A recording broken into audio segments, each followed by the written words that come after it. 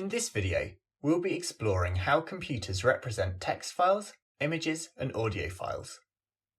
First off, let's have a look at how we represent text files on a computer system.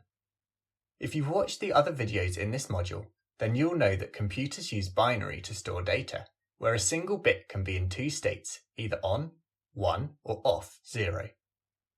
This means that a single bit can only store two characters, one character for the off state and another for the on. If we combine multiple bits together, then we can store more characters. So if we want to store all of the 26 lowercase English characters in the alphabet, then we'll just need 5 bits per character, as 2 to the power of 5 is 32, which is more than the 26 characters needed. You can see on the bottom right of the screen how these characters can be represented on a computer, where in this case A is represented by 5 zeros, B is represented by 00001, C is represented by 00010, and so on. In computer science, we call the numbers that represent each character a character code, for example, the 00001 binary code. When you combine all of the characters and their corresponding character codes into a list of characters that you want to represent, then you can call this a character set. The character codes in a character set are sequentially ordered to make them easier to interpret. So in our example, character A is represented by 00000, and the next character, B, is represented as the next binary number, which is 00001. It's important that all computers represent characters in the same way, or in other words, that they use the same character set, to ensure that files can be created and read on different computers.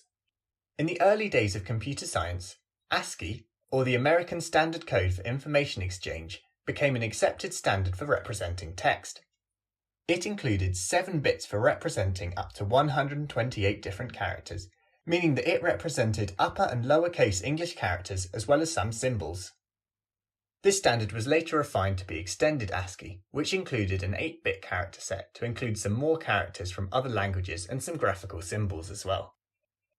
However, with 8-bit, you're only able to represent 256 characters, which is still nowhere near enough to represent every character in every language.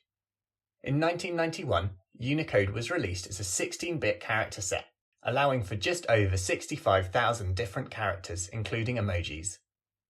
Over time, the Unicode character set has continued to expand and now contains over 100,000 different characters. For your exam, you won't need to remember any of the specific character codes for any of the character sets, but you may be asked to use 8-bit ASCII. You'll also need to know how images are stored as bitmaps on your computer. Bitmaps contain an array of pixels. A pixel is the short name for a picture element and is the smallest controllable element of your picture. Each pixel covers a small portion of the image and is given a specific colour to represent as a binary number called a colour code. An image is made up of many of these pixels formed into a grid, as you can see on the right of your screen. The more pixels that you include in your image, the more detailed it will become, which means that you've increased the resolution of your image. The number of bits used to represent the colour of each pixel in a digital image is called the colour depth, or bit depth. It determines the range of colours that can be represented or stored in an image. Higher colour depth allows for more accurate and realistic colour representation, but also requires a lot more storage space and computational resources. You can see an example of colour depth with the two images at the bottom of the screen. The image on the left has an 8-bit colour depth, meaning that it can only represent 256 different colours.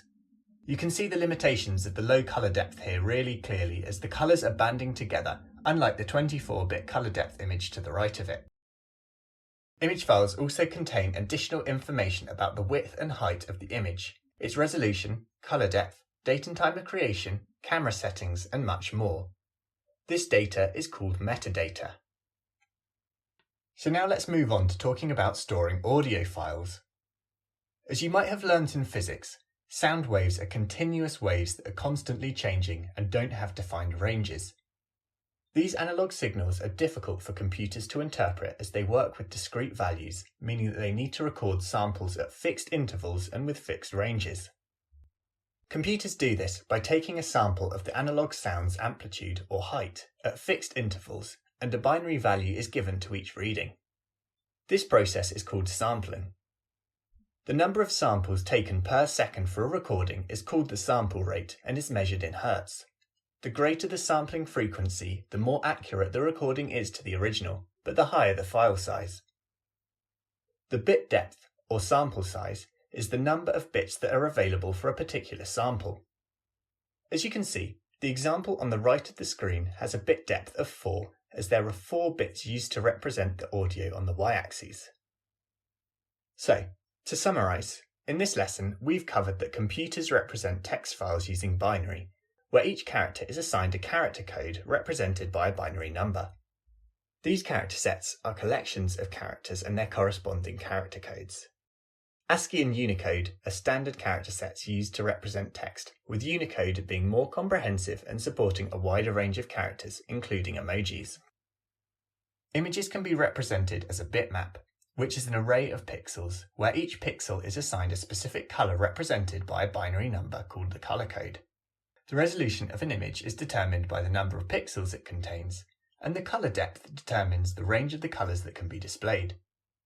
Image files also contain metadata, which is additional information about the image, such as its width, height, resolution, or colour depth. Sound waves can be sampled by a computer at fixed intervals to convert them into digital form. Sampling involves measuring the amplitude of the sound wave at each interval and assigning a binary value to it. The sample rate determines the number of samples taken per second, and the bit rate determines the number of bits available for each sample. So that's the end of this video. If you'd like to test your knowledge and access other lesson resources, then make sure to head on over to revisio.uk.